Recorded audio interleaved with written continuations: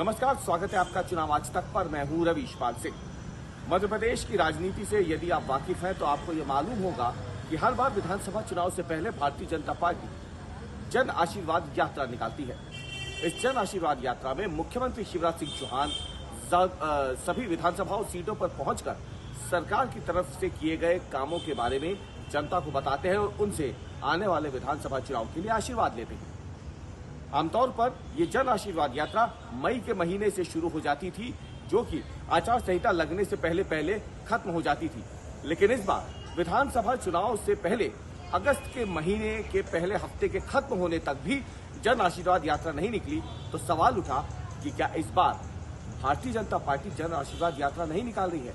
क्या उसे इस बार जनता का आशीर्वाद नहीं मिलेगा? क्या ये एक बड़ा सवाल था जो सभी राजनीतिक गलियारे से परिचित लोग मध्य प्रदेश में पूछ रहे थे। लेकिन अब खबर ये है कि भारतीय जनता पार्टी आखिरकार जन आशीर्वाद यात्रा निकाल रही है। हाल ही में केंद्रीय गृह मंत्री अमित शाह के घर पर जो बैठक हुई थी, जिसमें शिवराज सिंह चौहान थे, वी डी शर्मा थे, नरेंद्र सिंह तोमर थे और भारतीय जनता पार्टी से जुड़े हुए बड़े नेता जो मध्य प्रदेश के चुनाव पर मंथन कर रहे हैं, वो तमाम लोग थे। उस बैठक में तय हुआ है कि भारतीय जनता पार्टी जो पहले विजय संकल्प यात्रा निकाल रही थी, उसका नाम बदलकर जन आशीर्वाद यात्रा कर दिया गया है। इसमें एक और नया बदलाव किया गया है। अभी तक मुख्यमंत्री शिवराज सिंह चौहान जन आशीर्वाद यात्रा का चेहरा होते थे, लेकिन इस बार जन आशीर्वाद यात्रा का चेहरा सिर्फ मुख्यमंत्री शिवराज सिंह चौहान नहीं, बल्कि केंद्रीय मंत्री नरेंद्र सिंह तोमर, जो कि चुनाव प्रबंध समिति के संयोजक भी है, वो भी जन आशीर्वाद यात्रा का हिस्सा लेंगे। ज्योतिरादित्य सिंधिया भी जन आशीर्वाद यात्रा निकालेंगे। वी डी शर्मा भी जन आशीर्वाद यात्रा निकालेंगे और भाजपा के दिग्गज नेता कैलाश विजयवर्गीय भी जन आशीर्वाद यात्रा निकालेंगे। ये जन आशीर्वाद यात्राएं मध्य प्रदेश के अलग अलग इलाकों से निकलेंगी। सभी 230 विधानसभा सीटों तक पहुंचने का लक्ष्य इन जन आशीर्वाद यात्राओं का होगा। कोशिश ये भी होगी भाजपा की कि अन्य राज्यों में जो उसके मंत्री हैं, बड़े चेहरे हैं, विधायक हैं, नेता हैं, उन्हें भी जन आशीर्वाद यात्राओं में शामिल किया जाएगा। ये सभी यात्राएं संभवतः 5 सितंबर से शुरू होंगी और 25 सितंबर को इन सभी यात्राओं का एक साथ समापन होगा मध्य प्रदेश की राजधानी भोपाल में।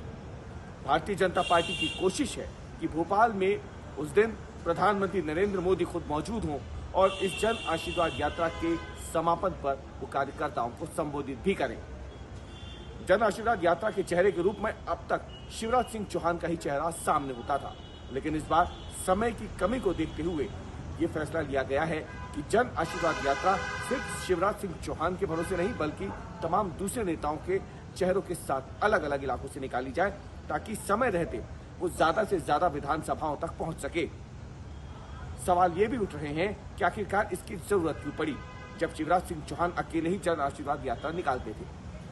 भारतीय जनता पार्टी के सूत्र कहते हैं कि दरअसल जन आशीर्वाद यात्रा जिस तरीके से अब तक निकलती आई थी, उसमें एक लंबा समय लगता था और ऐसे में मुख्यमंत्री शिवराज सिंह चौहान, जो कि भारतीय जनता पार्टी का एक बड़ा चेहरा है मध्य प्रदेश में, वो एक तरीके से जन आशीर्वाद यात्रा में इस तरीके से एक लिमिटेड दायरे में रह जाते थे, एक सीमित दायरे में बन जाते थे कि बाकी जगहों पर उनका इस्तेमाल नहीं हो पाता था। लेकिन इस बार ऐसा नहीं होगा। कोशिश ये भी होगी कि जन आशीर्वाद यात्रा में ये सभी पांचों चेहरे जो प्रमुख चेहरे हैं, शिवराज सिंह चौहान, ज्योतिरादित्य सिंधिया, नरेंद्र सिंह तोमर, वी डी शर्मा, कैलाश विजयवर्गीय, ये बारी बारी एक दूसरे की जन आशीर्वाद यात्राओं में भी शामिल हो सकते हैं।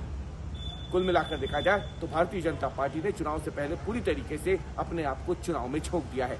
देखना यह है कि इस बार की इस बदले स्वरूप वाली जन आशीर्वाद यात्रा से क्या जनता का आशीर्वाद भाजपा को मिलता है या नहीं।